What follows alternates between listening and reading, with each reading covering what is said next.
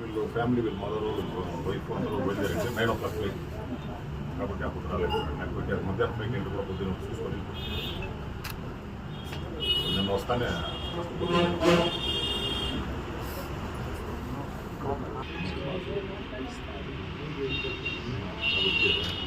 Education అంతా government చేసి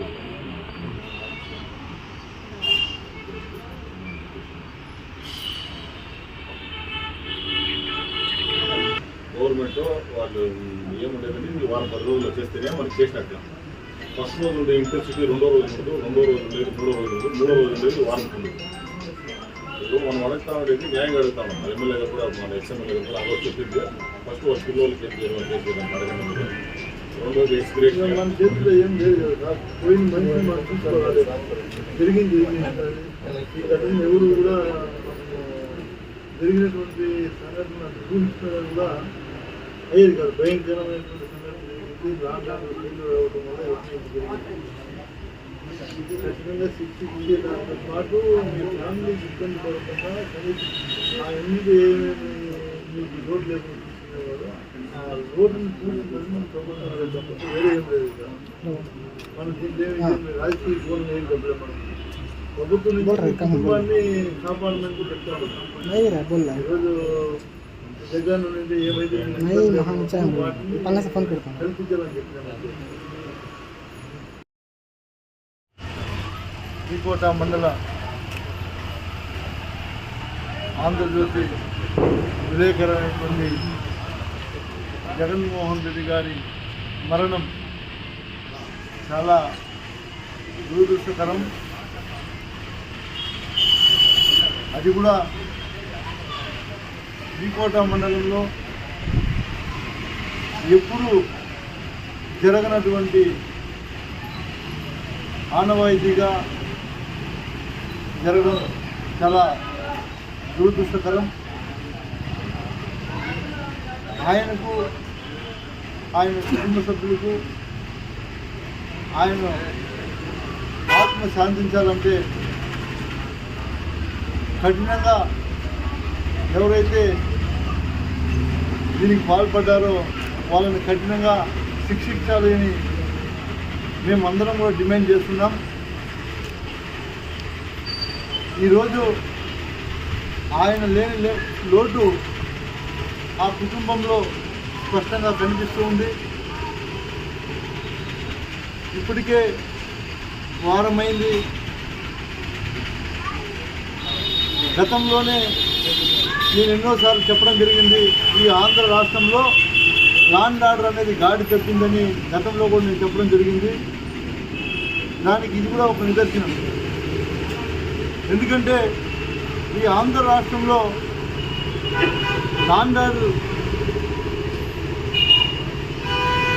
గాడి తప్పింది అని ఎందుకు మనం గట్టిగా చెప్తున్నామంటే, ఇప్పటికీ ఈ సంఘటన జరిగి వారమైనా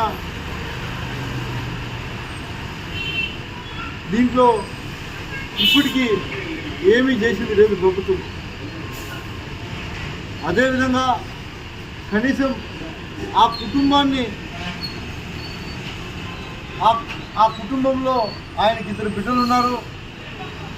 వాళ్ళు కూడా మంచి టాపర్స్ ఎడ్యుకేషన్లో. వాళ్లకు పూర్తి స్థాయి చదువులకు ఏదైతే చదువులకు సంబంధించినటువంటి నిధులు ఏదైతే అవసరం ఉంటాయో వాటిని పూర్తి స్థాయిలో ప్రభుత్వం భరించాలని మేమందరం కూడా డిమాండ్ చేస్తున్నాం. అదేవిధంగా ఆంధ్రజ్యోతి సంస్థకు మేము డిమాండ్ చేస్తున్నాం. ఆయన మీ సంస్థకు ఎనలేని సేవలు చేశాడు. ఖచ్చితంగా మీరైనా సరే, ప్రభుత్వమైనా సరే, లేదా ప్రభుత్వమైనా ఆ సంస్థ దగ్గర కనీసం ఒక 50 లక్షల రూపాయలు ఈరోజు జరిగినటువంటి సంఘటనలో మనిషిని తీసుకొని రాలేం.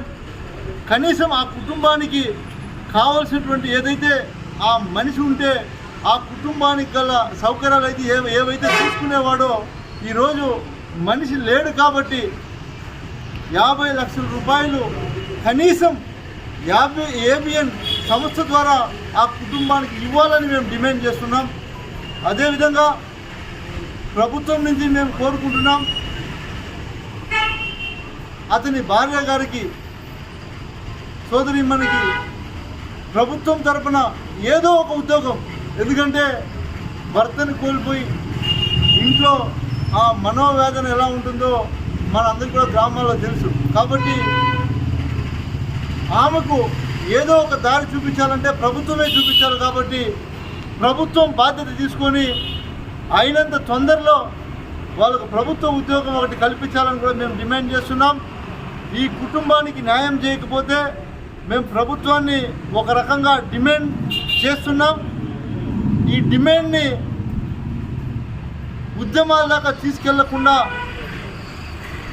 మా డిమాండ్ను నెరవేర్చి ఆ కుటుంబం పడుతున్నటువంటి క్షోభని, మనిషినైతే తీసుకొని రాలేం, కనీసం ఆ క్షోభనైనా మరిచే విధంగా ప్రభుత్వం ఏదైతే మేము ఈరోజు డిమాండ్ చేస్తున్నామో వాటిని అన్నింటినీ కూడా ఆ కుటుంబానికి అండగా ఉండాలని మేము కోరుకుంటున్నాం. లేకపోతే ఇంకా ముందుకి మేమందరం కలిసి ఉద్యమం కూడా చేస్తామని కూడా తెలియజేస్తూ ఉన్నాం. ఖచ్చితంగా ఈ కుటుంబానికి న్యాయం చేసేంత వరకు మేమందరం కూడా పోరాడతామని కూడా తెలియజేస్తూ ఉన్నాం.